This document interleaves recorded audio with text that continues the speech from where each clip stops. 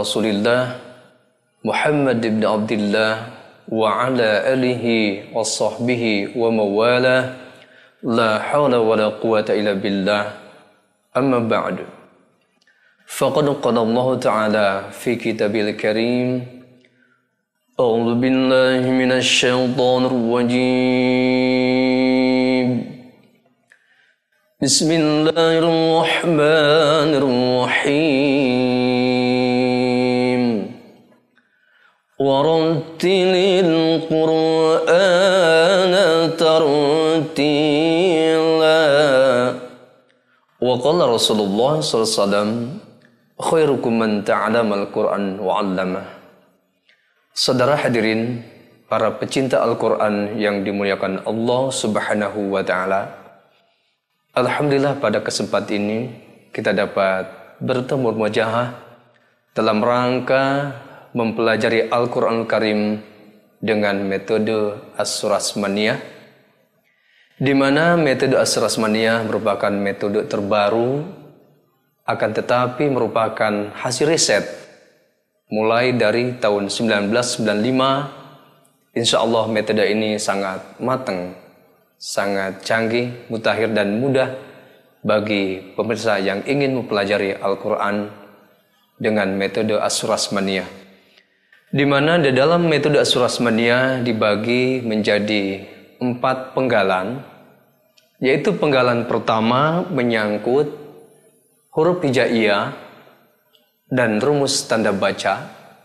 Kemudian penggalan kedua yaitu menyangkut dengan bacaan panjang sederhana, fathah, kasrah, dhamma, huruf mati dan huruf bertasydid. Kemudian pada penggalan ketiga yaitu menyangkut bacaan gunah, bacaan dengung, yang mengantarkan para pemirsa mampu membaca Al-Quran secara baik dan benar. Dan kemudian disempurnakan dengan penggalan keempat, yaitu menyangkut bacaan panjang. Ada yang dibaca 2 harkat, ada yang dibaca 4 harkat, ada yang dibaca 2, 4, 6 harkat. Sehingga dengan 4 penggalan ini, belajar Al-Quran dengan metode As-Surasmaniyah, maka para pemirsa akan mampu membaca Al-Quran secara baik dan benar dalam waktu yang relatif singkat.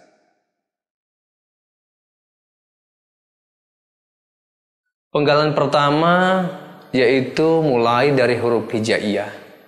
Kenapa di dalam metode As-Surasmaniyah mulai dari huruf hijaiyah? Pertama, mempunyai alasan supaya dari sisi makhraj, cara pengucapan hurufnya akan mampu membaca Al-Quran secara baik dan benar.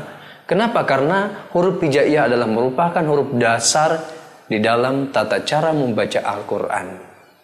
Tanpa huruf hijaiyah kita kuasai, maka bacaan Quran kita pun tentunya agak diragukan. Kemudian alasan kedua, bahwa huruf hijaiyah ini berkaitan dengan pembuka surah, di mana pembuka surah ini cara membacanya dikembalikan kepada huruf hijaiyah. Misalkan sebagai contoh dalam awal surah Maryam, a'udzu billahi minasy syaithanir rajim, bismillahirrahmanirrahim, kaf ha ya ain sad. Nah, cara membaca pembuka surah ini kembali kepada huruf hijaiyah. Andai kata kita itu tidak mengetahui huruf hijaiyah, kemungkinan salah membaca, yaitu dibaca fathah semua. Seperti misalkan kaha ya aso, itu tentunya salah fatal. Inilah beberapa kelebihan daripada metode As-Surasmaniyah. Mari kita bahas yaitu penggalan pertama huruf hijaiyah, kemudian dilanjutkan dengan pemantapan huruf hijaiyah berharkat fathah. Ini memberikan gambaran bahwa di dalam metode As-Surasmaniyah, penggalan pertama ini mengantarkan pertama mampu membacakan makhraj huruf hijaiyah dengan baik dan benar, kemudian dimantapkan dengan huruf hijaiyah berharkat fathah. Dan perlu pemirsa ketahui bahwa di dalam metode As-Surasmaniyah ini, mulai dari awal sampai akhir, menggunakan bahasa Arab Al-Quran. Tidak ada bahasa Arabnya. Ini kelebihan tentunya yang akan memberikan kemudahan-kemudahan di dalam belajar Al-Quran dengan menggunakan metode Asyurasmaniyah. Bisa membedakan mungkin pemirsa atau tidak antara bahasa Arab dengan bahasa Arab Al-Quran? Tentunya berbeda. Yang disebut dengan bahasa Arab Al-Quran berarti contoh-contoh bacaan langsung diambil daripada ayat-ayat suci Al-Quran. Nah, ini yang memberikan kemudahan di dalam metode Asyurasmaniyah. Yaitu pada penggalan pertama diajarkan huruf hijaiyah, kemudian huruf hijaiyah berharkat fathah, huruf hijaiyah berharkat fathah, kasrah dan doma, dan huruf hijaiyah berharkat tanwin. Sehingga dengan penggalan pertama ini, para pemirsa yang belajar Quran sudah mampu membaca, mempraktekkan bacaan-bacaan dasar-dasar ayat-ayat suci Al-Quran. Dan waktunya hanya relatif sangat singkat.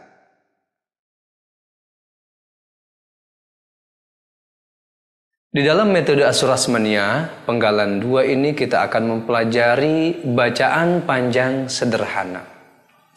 Di mana kita setelah mengetahui huruf hijaiyah dan fungsi tanda baca, maka langkah selanjutnya kita harus memahami, membedakan mana yang dibaca panjang dan mana yang dibaca pendek. Nah, pada penggalan 2 ini kita akan mempelajari bacaan panjang sederhana fathah, bacaan panjang sederhana kasroh, bacaan panjang sederhana doma, dan kemudian dilanjutkan dengan bacaan panjang dengan huruf mati, bacaan panjang dengan huruf bertasydid. Nah, ini tentunya akan memberikan gambaran begitu banyak kemudahan-kemudahan di dalam metode Asyurasmaniyah.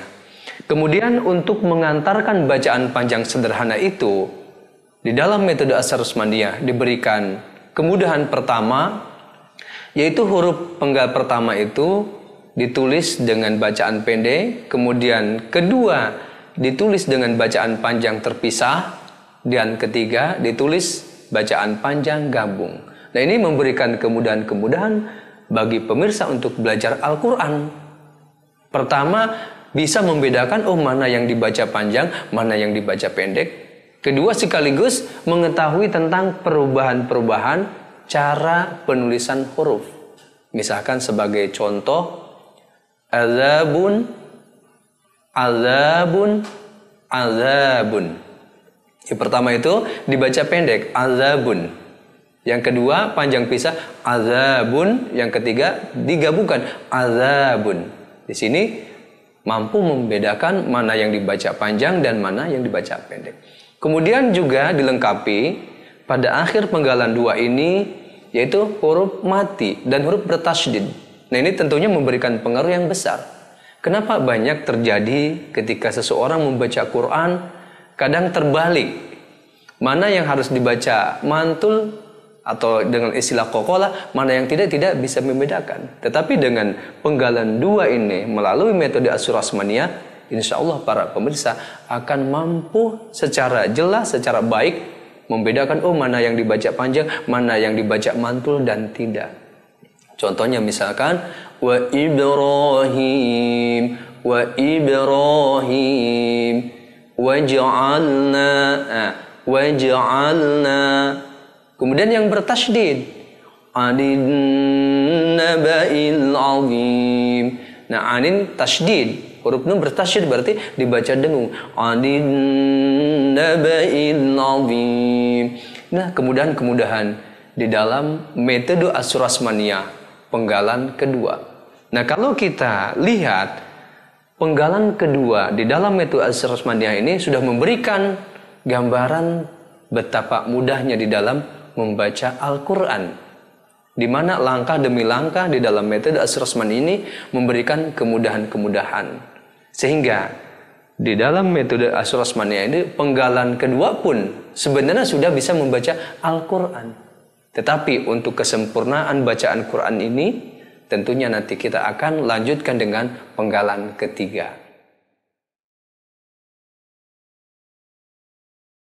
Para pemirsa pecinta Al-Quran yang dimuliakan Allah Subhanahu wa Ta'ala, mari kita melanjutkan pelajaran kita dengan menggunakan metode Asyurasmaniyah pada penggalan ketiga. Di mana kita ketahui bahwa pada penggalan pertama dan kedua telah kita pelajari huruf hijaiyah dengan rumus tanda baca, kemudian dilanjutkan dengan bacaan panjang sederhana, fathah, kasrah, dhamma, huruf mati, dan huruf bertasydid.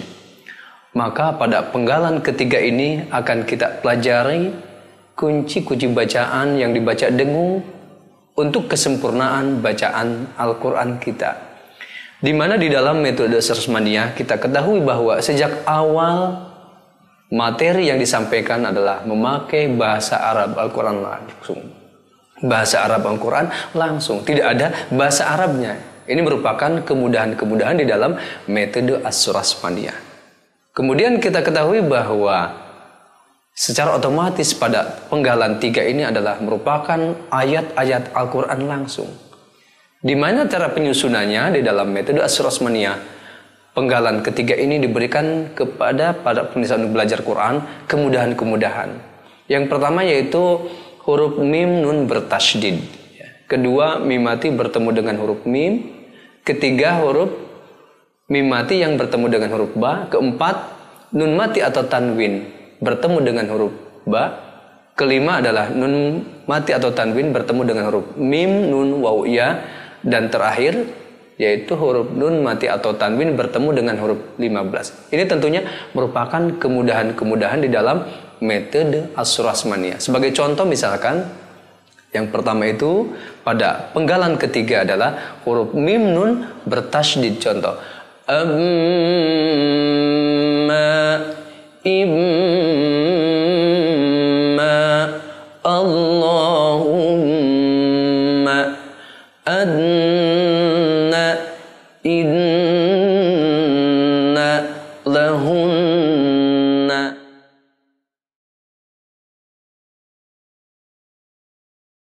Para pemirsa pecinta Al-Quran yang dimuliakan Allah Subhanahu wa Ta'ala, telah kita lewati, telah kita lalui pelajaran kita melalui metode Asrasmaniyah itu pada penggalan pertama, penggalan kedua, dan penggalan ketiga.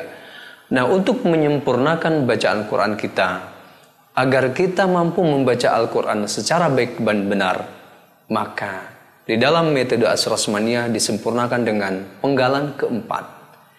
Di mana di dalam penggalan keempat ini adalah menyangkut bacaan-bacaan panjang. Ada yang dibaca panjang 2 harkat, ada yang dibaca panjang 4-5 harkat, ada yang dibaca panjang 2-4-6 harkat, dan ada yang dibaca 6 harkat. Ini merupakan suatu kemudahan-kemudahan yang ada di dalam metode Asrasmaniyah. Kemudian kita ketahui secara otomatis penggalan ke-1, penggalan kedua, penggalan ketiga menggunakan Al-Quran langsung.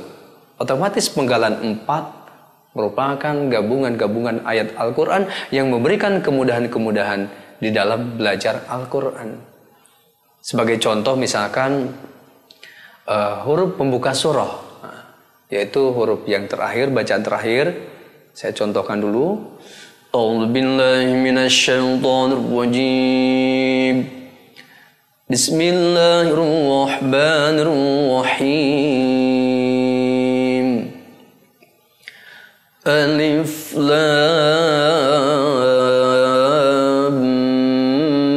mim. Dzalikal kitabu la raiba fihi hudan lil muttaqin. Ini contoh bacaan yang ada di dalam penggalan keempat. Sehingga dengan mempelajari Al-Quran dengan menggunakan metode Asrasmaniyah, yaitu dari penggalan 1, penggalan 2, penggalan 3, dan 4, insya Allah para pemirsa yang belajar Quran akan mampu membaca Al-Quran secara baik dan benar. Yang jelas dengan menggunakan metode Asrasmaniyah, maka para pemirsa diantarkan dengan waktu yang relatif singkat mampu membaca Al-Quran secara baik dan benar dengan menggunakan metode Asrasmaniyah.